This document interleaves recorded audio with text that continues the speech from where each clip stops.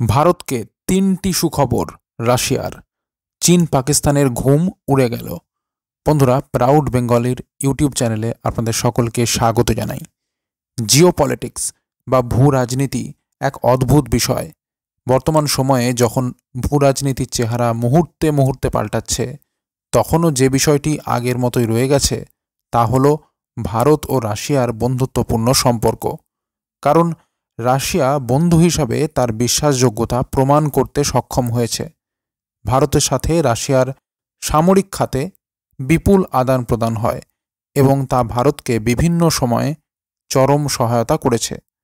ভারতের সাথে আমেরিকারও সামরিক খাতে সম্পর্ক রয়েছে, তবে তা ততটা গভীর নয়। রাশিয়ার সাথে বাণিজ্যিক সম্পর্ক বৃদ্ধি পাচ্ছে এবং আগামী দিনগুলিতে মিত্রতা আরও গভীর হওয়ার সম্ভাবনা রয়েছে, বিশেষত ব্রিক্সের গোষ্ঠীতে যখন দুটি দেশই রয়েছে। বিশ্বে এখন বিজ্ঞান প্রযুক্তির চরম উৎকর্ষের যুগ চলছে। এই যুগে চীন, আমেরিকা, জাপানের মতো দেশ যেমন এগিয়ে রয়েছে, তেমনি এগিয়ে রয়েছে রাশিয়া এবং ভারত। আর বর্তমান সময়ে বিজ্ঞান প্রযুক্তিতে আপ টু ডেট না থাকলে সেই দেশ সব দিকেই পিছিয়ে পড়তে থাকে। তাই ভারত এই ক্ষেত্রে বিপুল বিনিয়োগ করছে। সব ক্ষেত্রে আত্মনির্ভর হওয়ার চেষ্টা করছে ভারত। এমত অবস্থায় ভারতকে তিনটি সুখবর দিল রাশিয়া, যা শুনে চীন পাকিস্তানের ঘুম উড়ে গেল। বন্ধুরা, খবরের বাকি অংশ শোনার আগে ভিডিওটিকে অবশ্যই লাইক করুন, আর যারা এখনও চ্যানেলটিকে সাবস্ক্রাইব করেননি তারা অপেক্ষা না করে এখনই সাবস্ক্রাইব করে নিন।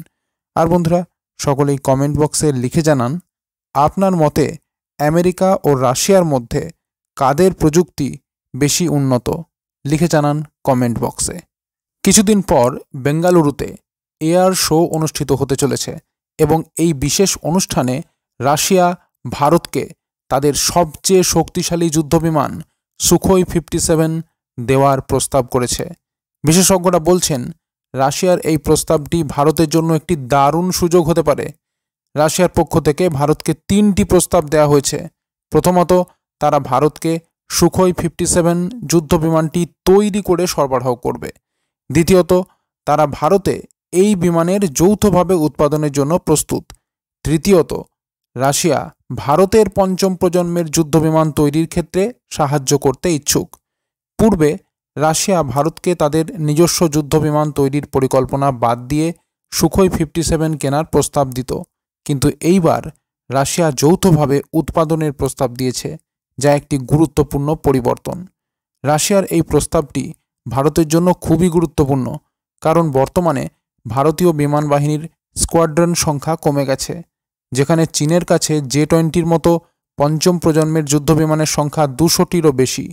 শুধু তাই নয়, চীন J-35A নামে আরও একটি পঞ্চম প্রজন্মের যুদ্ধবিমান তৈরি করছে। পাকিস্তানও চীনের থেকে পঞ্চম প্রজন্মের যুদ্ধবিমান কেনার চুক্তি করেছে।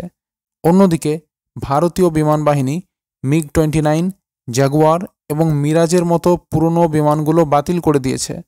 ভারতের তৈরি করা যুদ্ধবিমান তৈরি হতে এখনও কিছুটা সময় লাগবে।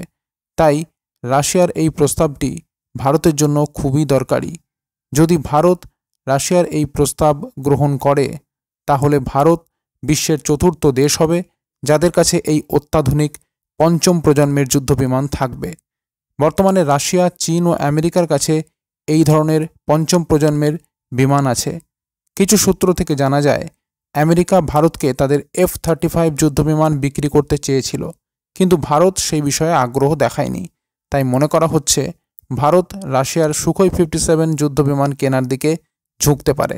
সুখোই 57 একটি twin engine stealth multi role fighter aircraft. এটি রাশিয়ান সামরিক বাহিনীতে প্রথম বিমান যাতে স্টেলথ প্রযুক্তি ব্যবহার করা হয়েছে। পশ্চিমা দেশগুলো এই বিমানটিকে ফেলন নামে চেনে। সুখোই 57 শব্দের চেয়ে বেশি গতিতে উঠতে পারে এবং এতে উন্নত অ্যাভিওনিক্স ও সেন্সর রয়েছে।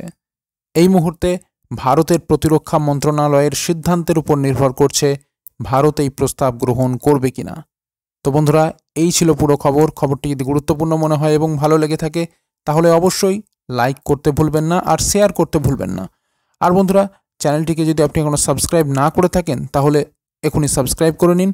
আর বন্ধুরা সকলেই কমেন্ট বক্সে লিখে জানান আপনার মতে আমেরিকা ও রাশিয়ার মধ্যে কাদের প্রযুক্তি বেশি উন্নত, লিখে জানান কমেন্ট বক্সে। তো বন্ধুরা এখনকার মতো এই পর্যন্তই। সবাই ভালো থাকবেন, অসংখ্য ধন্যবাদ।